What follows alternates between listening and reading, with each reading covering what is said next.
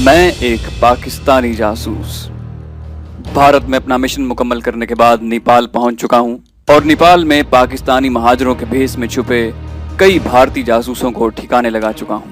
अब भारतीय DMI ने अपने बेहतरीन तरबियत याफ्ता जासूस मेरे पीछे भेजे हैं। पूरी कहानी सुनने के लिए डिस्क्रिप्शन में मौजूद प्लेलिस्ट के लिंक को क्लिक कीजिए और चैनल को सब्सक्राइब करना मत भूलिए। सब्सक्रिप्शन के बटन को दबाइए और बेल आइकन को क्लिक कीजिए ताकि आपको हमारी तमाम कहानियां बिला ताखिर मिलती रहें। और इसे लाइक, शेयर और कमेंट करके हमें बताइए कि आपको हमारी कहानी कैसी लग रही है। तो आइए कहानी की तरफ चलते हैं।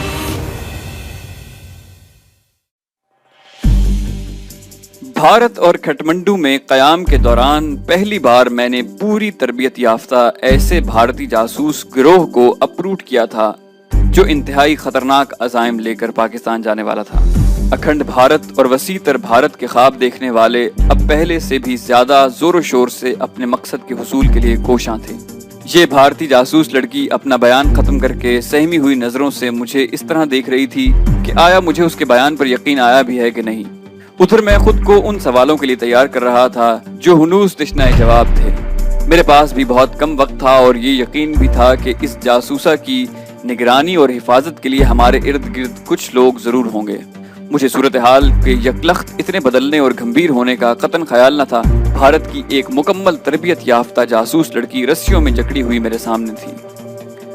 वक्त की नज़ाकत के पेश नज़र मैंने अपने जहन में फौरी तौर पर एक सवाल नामा तरतीब दिया। मैंने मरियम को कहा कि अपनी टेप का माइक हमारे दरमियान रखे और टेप पर नया स्पूल चढ़ा ले। मरियम ने मुझे बताया कि उसकी ये ट्यूटर दोपहर 2 बजे खाना खाकर वापस जाती है। मैंने वक्त देखा तो मेरे पास सिर्फ 2 घंटे और चंद मिनट थे और इस वक्त में मुझे इस लड़की से सवाल जवाब भी करने थे और इसके गिरोह के दोनों अफराद तक पहुंचना भी था। इस वाक़े को अगरचे 23 साल गुजर चुके हैं, लेकिन फिर भी मैं कोशिश करूंगा कि अपनी यादाश्त के मुताबिक अपनी तफ्तीश के सवाल जवाब को आपकी नज़र करूं। मैंने उसे पूछा कि DMI का हेडक्वार्टर कहाँ वाक़ है। उसने कहा नई दिल्ली में। तुम्हें तरबियत देने वालों के नाम और रैंक क्या थे? लड़की ने जवाब दिया कि सही नाम तो वो कभी नहीं बताते, मुझे सिर्फ कैप्टन का असली नाम मालूम है, कैप्टन मल्होत्रा। मैंने पूछा यहाँ तुम्हारे गिरोह में कितने अफराद हैं, उनके नाम और एड्रेस बताओ। इसका जवाब देने में लड़की कुछ झिझकी। इस पर मैंने चीनी दोस्त को इशारा किया। उसने लड़की का बायां कान पकड़ा और उस तरह खोल कर कान के करीब कर दिया। मेरे दूसरे इशारे पर उसने कान काट कर अलहदा कर देना था। ये देखकर लड़की चिल्लाई कि बताती हूँ भगवान के लिए मेरा कान ना काटें। मेरी साथी औरत कश्मीरी मस्जिद के सामने कश्मीरी फैमिली के घर में मेरे साथ रहती है। उसका नाम सईदा है जबकि उसका असली नाम कौशल्या है। हमारा साथी मर्द हनुमान ढोका की एक बिल्डिंग में रहता है। वहाँ एक फ्लैट उसे भारतीय सिफारत खाने ने दिया है। हनुमान ढोका में ही विजय कुमार भी रहता था। मैंने लड़की से जब उस बिल्डिंग और फ्लैट की तफसील पूछी तो मालूम हुआ कि विजय कुमार का फ्लैट ही उस जासूस को दिया गया था। मैंने पूछा तुम्हारा असली नाम क्या है? उसने जवाब दिया मालती। मैंने पूछा तुम्हारे मर्द साथी का असली नाम और कवर नाम क्या है? उसने कहा असली नाम तो चमन लाल है और कवर नाम जमशेद। मैंने कहा पाकिस्तान में तुम्हें क्या टारगेट दिए गए हैं? उसने बताया कि मुझे पाकिस्तान में हाई ब्रास ऑफिसर्स और टॉप सिविल ब्यूरोक्रेट से पाकिस्तान के खुफिया राज हासिल करने थे। मैंने पूछा कि ये तुम कैसे करती? तो उसने कहा कि हमें बताया गया था कि इन लोगों तक मैं अपनी जवानी, हुस्न और आला तालीम की वजह से बहुत जल्द पहुंच सकती हूँ और मतलूबा मालूमात हासिल कर सकती हूँ। मैंने पूछा कि तुम माता हारी के मुतालिक जानती हो? उसने कहा कि हाँ, बहुत कुछ पढ़ा है और फिल्में भी देखी हैं। हमें माता हारी को ही अपना आइडियल समझकर काम करने की तरबियत दी गई है। मैंने पूछा माता हारी का अंजाम जानती हो? उसने कहा जी हाँ। मैंने कहा लेकिन यहाँ तो तुम सिर्फ अपने नाक और कान कटने के खौफ से ही अपनी असलियत बता रही हो। उसने कहा कि अपने सारे या कुछ टारगेट ही मुकम्मल करके अगर मुझे मरना भी पड़ता तो मुझे बखुशी मंजूर होता, क्योंकि मैंने अपने देश की कुछ तो सेवा की होती, लेकिन यहाँ तो उड़ने से पहले ही पकड़ी गई। मैंने कहा पाकिस्तान में कोई खास टारगेट तुम्हें दिया गया था? उसने कहा जी हाँ। जहाँ पर मालती ने उस शख्सियत का नाम लिया जो उन दिनों हुक्मरान पार्टी का एक आला ओहदेदार और सूबाई इंतजामिया का करता धरता था। आजकल उसकी मुतअद्दिद शादियाँ उसकी पहचान बन चुकी हैं। मालती ने कहा कि मुझे बताया गया था कि मैं बहुत आसानी से उसको अपने काबू में ला सकती हूँ। उस पर काबू पाने का मतलब था पाकिस्तानी अफवाज और सिविल ब्यूरोक्रेसी में मेरे दाखिले के सारे दरवाजे खुल जाते। मैंने पूछा पाकिस्तान पहुंचकर अपनी हासिल करदा मालूमात तुम भारत कैसे पहुंचाती? क्या कोई ट्रांसमीटर भी तुम लोग अपने साथ ले जा रहे हो? اس نے کہا کہ مجھے اور کوشلیہ کو اپنی معلومات اپنے گروپ لیڈر کو دینے کا آرڈر تھا. وہ الیکٹرانکس کا ماہر ہے. ٹرانسمیٹر بھی اس نے پاکستان جا کر ہی بنانا تھا. میں نے پوچھا کہ ٹرانسمیٹر کے علاوہ کوئی اور ذریعہ؟ اس نے بتایا کہ مقررہ وقت پر کوریئر کا گروپ لیڈر کو بھارتی ڈاک دینے اور لینے کا انتظام بھی ہے. میں نے پوچھا پاکستان میں تمہارے ہمدرد اور ضرورت پڑنے پر تمہاری مالی اور مادی مدد کرنے والوں کے نام بتاؤ. اس نے کہا ایک نہیں 20 نام ہیں لیکن ان کا علم صرف گروپ لیڈر کو ہے. میں نے پوچھا پاکستان میں تمہارے مشن کا ڈیوریشن کتنا ہے؟ اس نے کہا کہ میرے لیے 2 سال اور دوسروں کے متعلق میں نہیں جانتی. میں نے پوچھا پاکستان میں تمہارے کتنے گروپ کام کر رہے ہیں اور ان سے تمہارا رابطہ کیسے ہونا تھا؟ میرا یہ سوال سن کر مالتی ذرا سی مسکرائی اور بولی سر ہمیں تو بتایا گیا تھا کہ آپ ایک منجھے ہوئے جاسوس ہیں. آپ کو تو یقیناً معلوم ہونا چاہیے کہ کمپارٹمنٹیشن تو جاسوسی کا ابتدائی سبق ہے. ہمیں کسی دوسرے گروپ کے متعلق کچھ نہیں بتایا گیا. میں نے پوچھا کہ اگر ہم تمہیں چھوڑ دیں تو تم کیا کرو گی؟ اس نے جواب دیا کہ میں نے اپنی جان کے خوف سے نہ صرف اپنے متعلق بلکہ اپنے گروپ کے متعلق بھی آپ کو سب کچھ بتا دیا ہے. آپ یقیناً ان کو بھی پکڑ لیں گے. DMI کو جب پتہ چلے گا تو وہ مجھے یا تو مار ڈالیں گے اور یا اذیتیں دے کر بڑی لمبی مدت کے لیے جیل میں ڈال دیں گے. اگر آپ مجھے چھوڑ بھی دیں تو واپس بھارت جانا میرے لیے ناممکن ہے. پاسپورٹ میرے پاس ہے نہیں کہ کسی دوسرے ملک میں چلی جاؤں. اس لیے مجھے تو کچھ سمجھ نہیں آ رہا کہ میں ان حالات میں کیا کر سکتی ہوں. اپنی دانست میں مالتی سے میں نے تمام ضروری معلومات حاصل کر لی تھیں. میرا آخری سوال یہ تھا کہ کٹھمنڈو میں بھارتی سفارت خانے کا کون سا کارکن ان سے رابطہ کرتا ہے.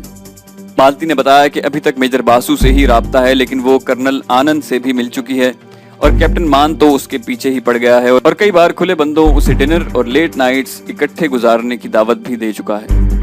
میں نے مریم کو دوسرے کمرے میں بلا کر کہا کہ مجھے چینی دوستوں کے ساتھ اس لڑکی کے ساتھیوں کی خیر خیریت دریافت کرنے جانا ہے. اس لیے فی الحال اس لڑکی کو بے ہوش کر کے تمہارے گھر میں ہی چھوڑ کر جا رہا ہوں. چینی دوستوں میں سے ایک نے مالتی کے سر پر ریوالور کے دستے سے ضرب پہنچا کر اسے بے ہوش کر دیا. میرے کہنے پر 2 ضربات اور پہنچائیں اور اسے سٹور میں چھوڑ کر آ گئے. میں نے مریم سے کہا کہ ہماری واپسی تک ہر 15 منٹ بعد وہ مالتی کو جا کر دیکھے اور اگر اسے ہوش میں آنے کا کوئی آثار دکھائی دیں تو سر پر ضرب پہنچا کر پھر بے ہوش کر دے. میں نے مریم کو یہ بھی کہا کہ ہماری واپسی تک وہ اور اس کے والدین اپنے بیڈ رومز میں رہیں اور گھنٹی بجنے پر دروازہ نہ کھولیں. مریم کے پاس میرے دیے ہوئے کئی ریوالورز تھے. میں نے اسے کہا کہ ایک ریوالور لوڈ کر کے اپنے پاس رکھے اور اگر کوئی دروازہ توڑنے کی کوشش کرے تو بلا دریغ اسے گولی مار دے. مریم کے گھر کا کمپاؤنڈ خاصا وسیع اور اس کے داخلے کے گیٹ پر نو ٹریسپاسنگ بھی لکھا ہوا تھا. بغیر اجازت حاصل کیے زبردستی کمپاؤنڈ اور گھر تک آنے والوں پر گولی چلانا اس کا حق تھا. میں نے اسے کہا کہ واپسی پر میں 3 وسل بجاؤں گا تبھی تم دروازہ کھولنا. یہ ہدایات دے کر میں چینی ساتھیوں کے ہمراہ وین لے کر کشمیری مسجد کو چل دیا. اب مجھے کوشلیہ سے سامنا کرنا تھا. وہ بھی کشمیری خاندان کے گھر میں رہتی تھی. اس گھر کے سربراہ کا نام فصیح تھا. چینی دوست گھر کے باہر وین میں بیٹھے رہے. فصیح صاحب گھر میں نہیں تھے. میں نے گھر کی خواتین سے بات کرنے سے پہلے ان کے گورکھا چوکیدار سے پوچھا کہ 2 مہمان خواتین کہاں رہتی ہیں. اسی گھر کا ایک بچہ جو ہماری بات سن رہا تھا کہنے لگا اس طرف مہمان خانے کے 2 کمروں میں. میں نے بچے کو کہا کہ مجھے سعیدہ بیگم سے بہت ضروری ملنا ہے. تم میرے ساتھ چل کر ان کا دروازہ کھلوا دو. بچے نے میرے ساتھ جا کر مہمان خانے کے ایک کمرے کا دروازہ کھٹکھٹایا اور بولا کہ آنٹی دروازہ کھولیے کوئی ملنے آیا ہے. میں نے بچے کے کان میں کہا کہ کہو امی اور ان کی ایک سہیلی ملنے آئی ہیں. بچے نے کچھ نہ سمجھتے ہوئے میری بات دہرا دی. کمرے کا دروازہ کھلا. میں نے پسٹل جیکٹ کی جیب میں رکھا ہوا تھا. کوشلیہ مجھے دیکھتے ہی پیچھے ہٹی اور دروازہ بند کرنے لگی. میں نے زور سے دھکا دے کر دروازہ کھولا اور اسے زد میں لے لیا. میں نے کہا کوشلیہ اپنا بہروپ اب ختم کرو اور خاموشی سے میرے ساتھ چل پڑو ورنہ گولیوں سے تمہیں چھلنی کر دوں گا. سمجھداری کا ثبوت دو اور مت بھولو کہ جب میں یہاں تک پہنچ چکا ہوں تو خالی ہاتھ واپس نہ جاؤں گا چاہے مجھے تمہاری لاش ہی لے کر جانی پڑے. کوشلیہ نے اپنی شال اوڑھی اور برقع پہنا اور کمرے سے باہر میرے ساتھ اس طرح آئی کہ پستول کی نال اس کی کمر سے بدستور لگی رہی. آخری کوشش کے طور پر اس نے برقعے کا نقاب اٹھا لیا تھا تاکہ چوکیدار کو اشاروں سے کچھ سمجھا سکے. میں نے پستل کی نال کا دباؤ بڑھاتے ہوئے کہا کہ نقاب فوراً گرا دو ورنہ. کوشلیہ نے نقاب گرا دیا. وین میں اسے میں نے دونوں چینی ساتھیوں کے درمیان بٹھایا اور تیزی سے وین چلا کر مریم کے گھر کی طرف روانہ ہوا. مریم کے گھر پہنچنے پر میں نے 3 مرتبہ وسل بجائی جس پر مریم نے دروازہ کھولا.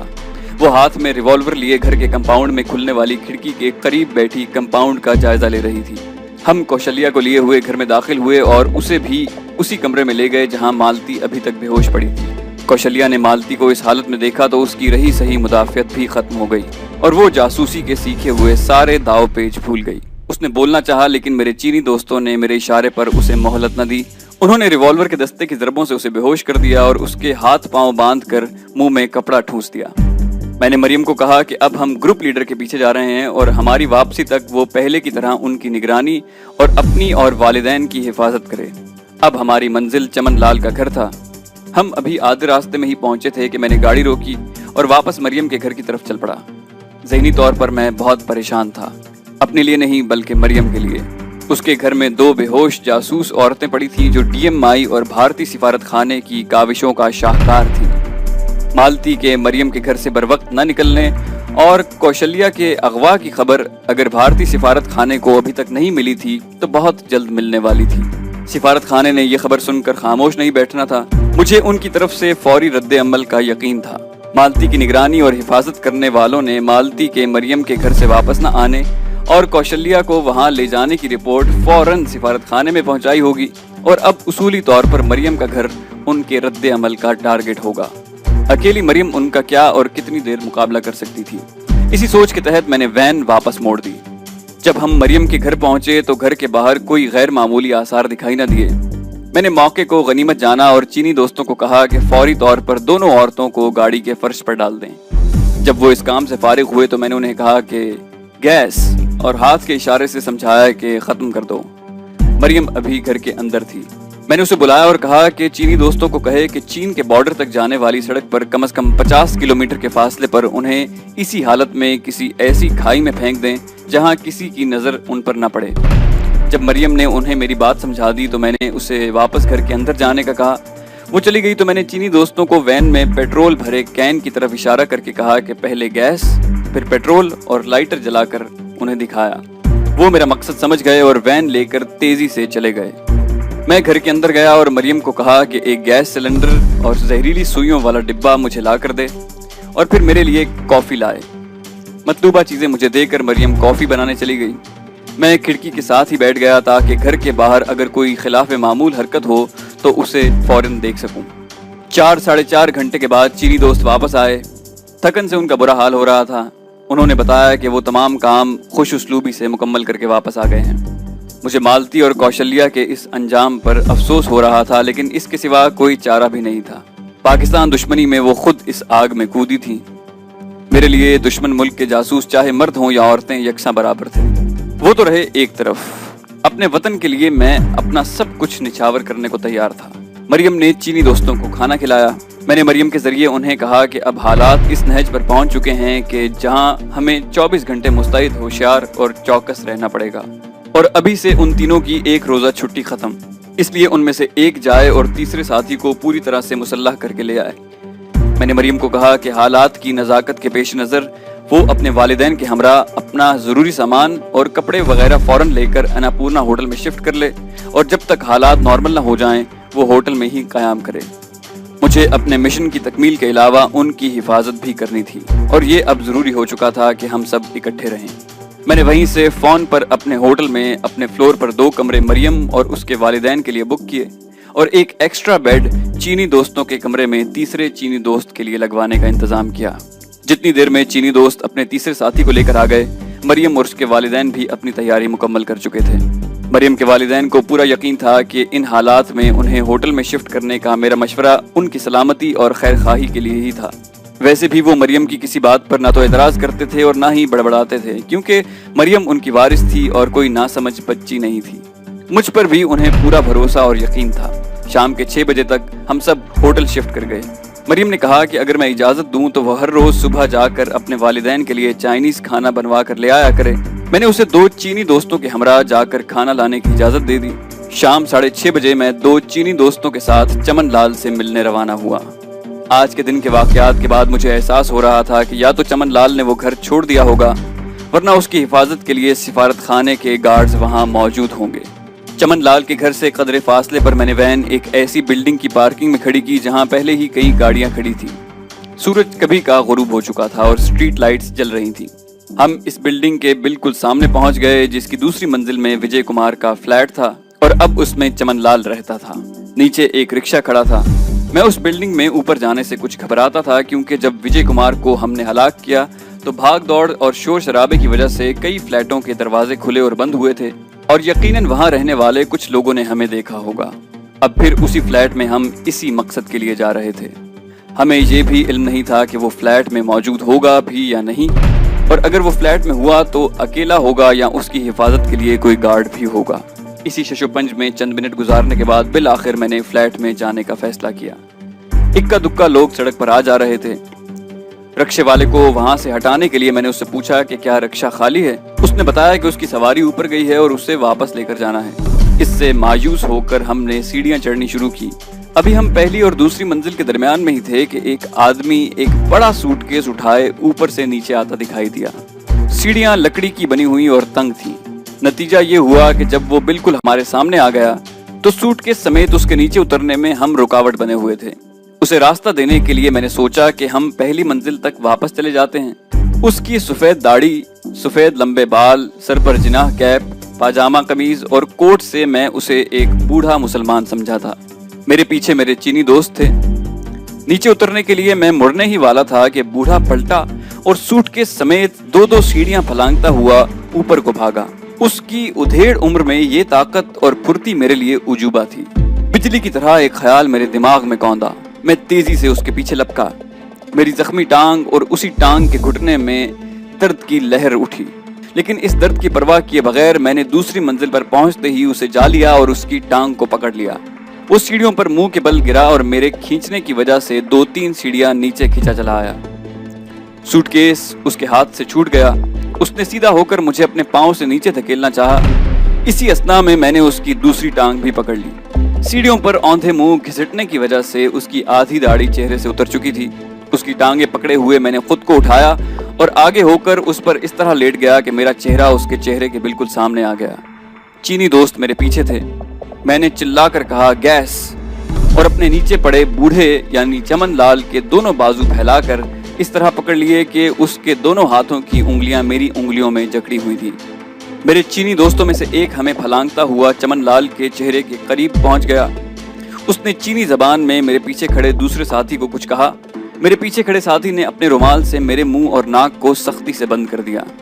دوسرے ساتھی نے اپنے منہ اور ناک کو اپنے رومال سے ڈھانپا اور گیس چمن لال کے نتھنوں میں چھوڑ دی۔ یہ سارا عمل 5-6 سیکنڈ میں ہوا۔ میں نے اپنا سانس روک لیا تھا۔ گیس چمن لال کے نتھنوں میں گئی تو وہ پھڑپھڑایا۔ میرا منہ ناک بند کرنے والے ساتھی نے مجھے نیچے کھینچا اور 4-5 سیڑھیاں نیچے لا کر میرے منہ سے رومال ہٹایا۔ گیس چھوڑنے والا چینی ساتھی 2-3 سیڑھیاں اوپر چلا گیا تھا۔ چینی دوستوں نے یہ سب مجھے اور خود کو گیس کے اثر سے بچانے کے لیے کیا تھا۔ چمن لال سے ہماری مٹ بھیڑ بالکل اتفاق کیا اور خلاف توقع تھی۔ اس نے اتنا اچھا گیٹ اپ کیا ہوا تھا کہ اگر وہ مجھے دیکھتے ہی اوپر نہ بھاگتا تو میرے وہم و گمان میں بھی یہ بات نہ آتی کہ یہ بوڑھا مسلمان ہی چمن لال ہے۔ وہ مجھے دھوکہ دینے میں پوری طرح کامیاب ہو چکا تھا اور محض اپنی بدحواسی کی وجہ سے یہاں مارا گیا۔ جہاں میں یہ اعتراف بھی کرنا چاہتا ہوں کہ گومگو کی حالت میں بغیر 100% یقین کیے کسی کی جان لینے کا چند سیکنڈ میں فیصلہ کرنے کا یہ میرا پہلا موقع تھا۔ اگر وہ چمن لال نہ ہوتا تو اس خون ناحق پر میں زندگی بھر افسوس کرتا۔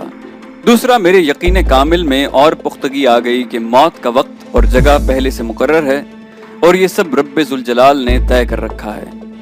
اگر ہمارے اور چمن لال کے ٹائمنگ میں صرف 2 منٹ کا فرق ہوتا تو وہ بڑی آسانی سے فرار ہو سکتا تھا، لیکن اس کی موت اس بلڈنگ کی سیڑھیوں پر عین اس وقت لکھی ہوئی تھی جسے دنیا کی کوئی طاقت بدل نہیں سکتی تھی۔ میں نے چمن لال کی لاش کے چہرے پر لگی آدھی داڑھی بھی اتار دی۔ میرے ساتھیوں نے اسے کھڑا کیا اور دونوں طرف سے اپنے بازوؤں کے سہارے اسے لے کر سیڑھیاں اترنی شروع کی۔ اس کا سوٹ کیس اٹھائے میں آگے تھا۔ ہم سڑک پر پہنچے تو چینی دوست سڑک کے کنارے نسبتاً اندھیری جگہ پر کھڑے ہو گئے۔ میں نے رکشے والے کو 10 روپے دیے اور کہا کہ اس کی سواری بیمار ہے اور ہم اسے ڈاکٹر کے پاس لے جا رہے ہیں۔ رکشے والا چلا گیا تو میں جلدی سے وین لے کر دوستوں کے پاس آیا۔ پچھلی سیٹ پر چمن لال کی لاش کو درمیان میں بٹھا کر دونوں دوست اس کے دائیں بائیں بیٹھ گئے۔ میں نے سوٹ کیس گاڑی میں رکھا۔ ایک پیٹرول پمپ سے میں نے وین میں پیٹرول ڈلوایا اور خالی کین بھی بھروا لیا۔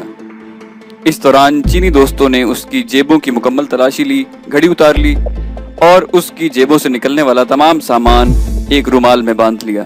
اب ہماری منزل وہی تھی جہاں دونوں جاسوس عورتوں کو ٹھکانے لگایا گیا تھا۔ چمن لال کی لاش بھی ان کی جلی ہوئی اور ناقابل شناخت لاشوں کے ساتھ رکھ کر اور کین کا سارا پٹرول اس پر ڈال کر آگ لگا دی۔ ہم کھائی سے اوپر سڑک پر آ گئے اور جب تک آگ بجھ نہ گئی ہم وہیں موجود رہے۔ میں سوچ رہا تھا کہ ان کی لاشوں کو جلا کر ہم نے اتنا تو کیا کہ ان کا انتم سنسکار ان کے مذہب کے مطابق کیا۔ واپسی پر ہم کشمیری خاندان کے سربراہ فصیح کے گھر گئے۔ فصیح صاحب سے ملاقات ہوئی۔ میں نے انہیں بتایا کہ ان کے مہمان دونوں خواتین مسلمان نہیں بلکہ بھارتی ہندو جاسوس تھیں اور اب وہ کبھی واپس نہیں آئیں گی، اور ان کے لیے یہ بہتر رہے گا کہ اس معاملے میں بالکل خاموشی اختیار رکھیں اور مجھے ان دونوں کے کمروں کی تلاشی لینے دیں۔ فصیح صاحب پہلے تو نہ مانے، لیکن جب میں نے انہیں یہ دھمکی دی کہ میری بات نہ ماننے سے انہیں بے حد نقصان پہنچ سکتا ہے اور مجھے بہرحال ان کے کمروں کی ابھی تلاشی لینی ہے، تو وہ خاموشی سے میرے ساتھ ہو لیے۔ مہمان خانے کی ڈپلیکیٹ چابیاں انہوں نے گھر سے منگوا لی۔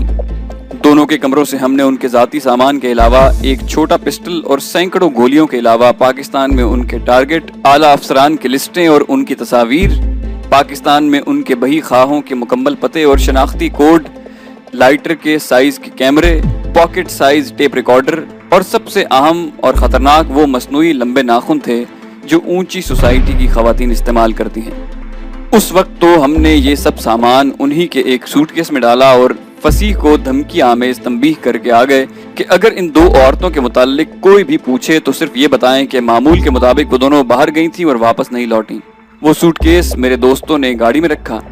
چلتے وقت میں نے فصیح کو ایک بار پھر تنبیہ کی اور کہا کہ اس وقت تک ان عورتوں کی حقیقت کو صرف ہم جانتے ہیں یا تم۔ اگر یہ بات کسی تیسرے تک پہنچی تو وہ یقیناً تمہاری طرف سے لیک ہوئی ہوگی۔ اگر ایسی صورت پیش آئی تو اپنی اور اپنے اہل خانہ کی قبریں پہلے ہی کھدوا لینا۔ میرے متعلق تم بخوبی جانتے ہو کہ اپنے وطن کے دشمنوں کو ختم کرنے کے لیے میں ذرا بھی جھجک محسوس نہیں کرتا۔ 2-3 روز کے بعد ان کمروں کا سامان اٹھوا کر اپنے گودام میں رکھ لینا۔ اگر بھارتی سفارت خانے والے ان عورتوں کا پوچھنے آئیں تو صرف یہی بتانا جو میں نے تمہیں بتایا ہے۔ اگر وہ سامان مانگے تو اپنے بچاؤ کے لیے یہ کہنا کہ یہ سامان مسلمان مہاجر خواتین کا ہے، اس لیے صرف انہی کو، اور اگر وہ چند روز مزید نہ آئیں تو پاکستانی سفارت خانے کو بھجوا دیا جائے گا، اور اگر وہ دھمکی دیں تو پولیس کو بلوا لینا۔ فصیح کاروباری اور کشمیری تھا، میری باتیں سن کر ڈر گیا اور میرے کہنے پر حرف بہ حرف عمل کرنے کا وعدہ کیا۔ ہم نے ایک دن میں ہی سارا مشن مکمل کر لیا تھا۔ میں بڑے اطمینان قلب کے ساتھ اپنے ہوٹل روانہ ہوا۔ اب ہمیں صرف بھارتی سفارت خانے کے رد عمل کا انتظار تھا اور اپنے حفاظتی انتظام کو اور مضبوط کرنا تھا۔ ہمیں ہوٹل واپس پہنچتے پہنچتے خاصی دیر ہو گئی۔ مریم بے چینی سے میرا انتظار کر رہی تھی۔ میں نے دونوں سوٹ کیس اپنے کمرے میں رکھوا دیے۔ مریم نے ڈرتے ڈرتے مجھے بتایا کہ شام کو پھر چینی دوست کے ساتھ ریسٹورانٹ گئی تھی اور ہم سب کے لیے کھانا لے کر آئی۔ اس نے ریسٹورانٹ کے باہر یہ بورڈ بھی لگوا دیا تھا کہ ریسٹورانٹ چند روز کے لیے بند رہے گا، اور اس نے ریسٹورانٹ کے چوکیدار کے ذریعے مزید 3 نیپالی چوکیدار بھی بلوائے ہیں جو کل صبح انٹرویو کے لیے ہوٹل میں آئیں گے۔ کھانے کے بعد میں نے مریم کو بتایا کہ چمن لال کو بھی ٹھکانے لگا دیا گیا ہے۔ میں نے اسے اپنی ٹانگ کے زخم اور گھٹنے کے درد کے متعلق بتایا۔ اس نے فوراً اپنے کمرے سے بام لا کر دی۔ میں سارے دن کا تھکا ہوا تھا۔ مرہم لگانے سے درد بھی ختم ہو گیا اور میں بہت جلد سو گیا۔